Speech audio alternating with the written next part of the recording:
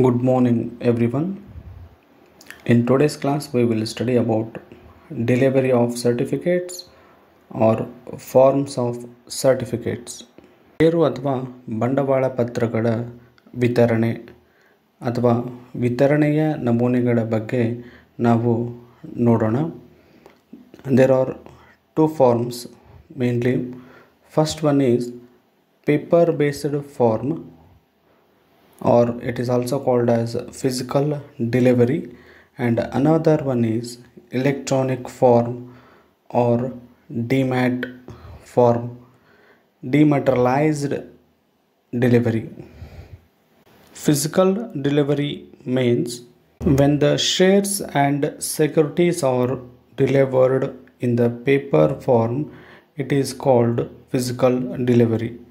Another one is electronic delivery or dematerialized delivery means when the shares are held and transferred electronically in a demat account, it is called dematerialized delivery.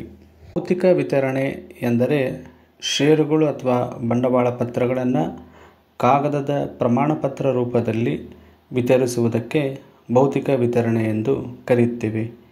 ಈ ರೀತಿಯ ವಿತರಣೆಯು 1996ಕ್ಕಿಂತ ಮುಂಚೆ ಚಾಲ್ತಿಯಲ್ಲಿತ್ತು.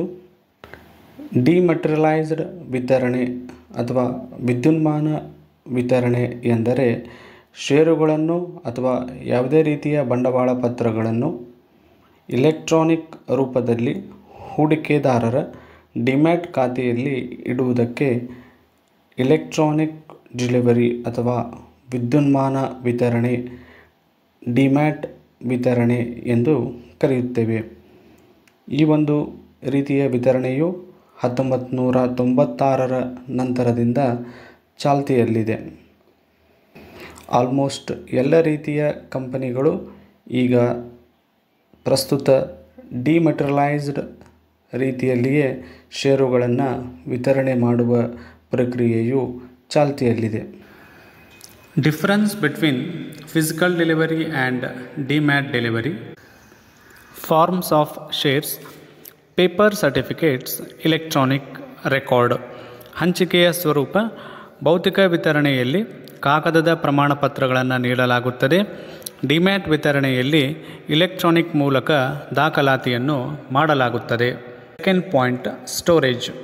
Physical delivery, these certificates are stored physically, for example locker. In DMAT delivery, stored in a demat account with depository participant. Third point, transfer process. Manually involves physical submission of documents.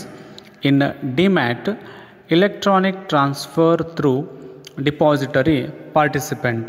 ವಿತರಣೆಯ ಪ್ರಕ್ರಿಯೆ ಭೌತಿಕವಾಗಿ ಇರುತ್ತದೆ, ಕಾಗದದ ದಾಖಲೆಗಳನ್ನು ಸಲ್ಲಿಸಬೇಕಾಗುತ್ತದೆ. ಆದರೆ demat ವಿತರಣೆಯಲ್ಲಿ electronic ರೂಪದಲ್ಲಿ depository ಪಾಲುದಾರರ ಮೂಲಕ ನಡೆಯುತ್ತದೆ.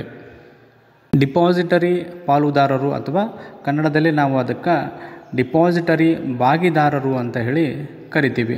ಅವರ ಮೂಲಕ ಈ ಪ್ರಕ್ರಿಯೆಗಳು ಸರಳವಾಗಿ ನಡೆಯುತ್ತವೆ. Fourth point, time taken.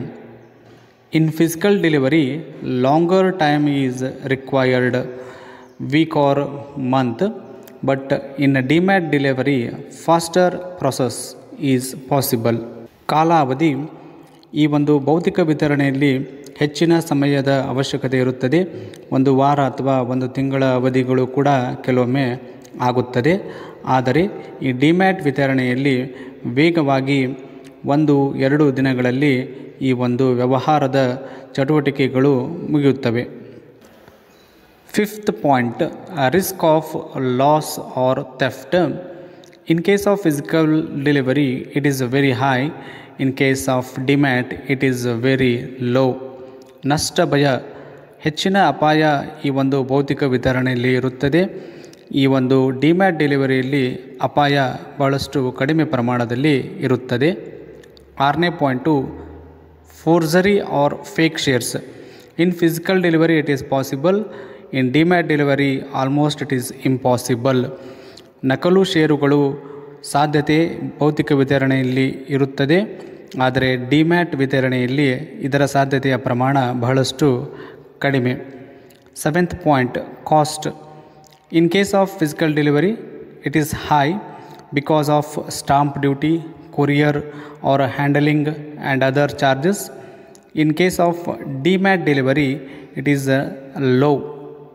ಖರ್ಚುಗಳು ಈ ಒಂದು ಭೌತಿಕ ವಿತರಣೆಯಲ್ಲಿ ಹೆಚ್ಚಿನ ಖರ್ಚು ಉಂಟಾಗುತ್ತದೆ, ಆದರೆ ಡಿಮ್ಯಾಟ್ ವಿತರಣೆಯಲ್ಲಿ ಕಡಿಮೆ ಪ್ರಮಾಣದ ಖರ್ಚನ್ನು ನಾವು ಕಾಣಬಹುದು. 8th point, verification. In case of physical delivery, it is done manually by the company, but it is automatically verified by the system in DMAT delivery. 9th point, convenience. Physical delivery convenience is very low, involves a lot of paperwork. DMAT delivery is very convenience because of online access and online transaction is possible. ಅನುಕೂಲಕರ, ಕಡಿಮೆ ಅನುಕೂಲಕರ ಅಂತ ನಾವು ಈ ಒಂದು ಭೌತಿಕ ವಿತರಣೆಗೆ ಹೇಳ್ತೀವಿ. ಕಾಗದದೊಂದಿಗೆ ಮತ್ತು ಕಾಗದ ಪತ್ರಗಳೊಂದಿಗೆ ವ್ಯವಹಾರಗಳು ನಡೆಯುತ್ತವೆ. ಇವುಗಳ ಪರಿಶೀಲನೆಯು ಭಾಳಷ್ಟು ಹೆಚ್ಚಿನ ಸಮಯವನ್ನು ತೆಗೆದುಕೊಳ್ಳುತ್ತದೆ. ಆದರೆ ಡಿಮ್ಯಾಟ್ ಡೆಲಿವರಿಯು ಬಹುತೇಕ ಎಲ್ಲವೂ ಕೂಡ ಆನ್ಲೈನ್ ವ್ಯವಹಾರದ ರೀತಿಯಲ್ಲಿ ನಡೆಯುವುದರಿಂದ ಅನುಕೂಲಕರ ಆಗಿದೆ ಎಂದು ನಾವು ಹೇಳಬಹುದು. ಈ ಇಷ್ಟು ಪಾಯಿಂಟ್ಗಳ ಮೂಲಕ ನಾವು ಈ ಒಂದು ಭೌತಿಕ ವಿತರಣೆ ಹಾಗೂ ಡಿಮ್ಯಾಟ್ ವಿತರಣೆಯ ನಡುವಿನ ವ್ಯತ್ಯಾಸಗಳನ್ನು ತಿಳಿದುಕೊಳ್ಳಬಹುದು. ಎಲ್ಲರಿಗೂ ಧನ್ಯವಾದ.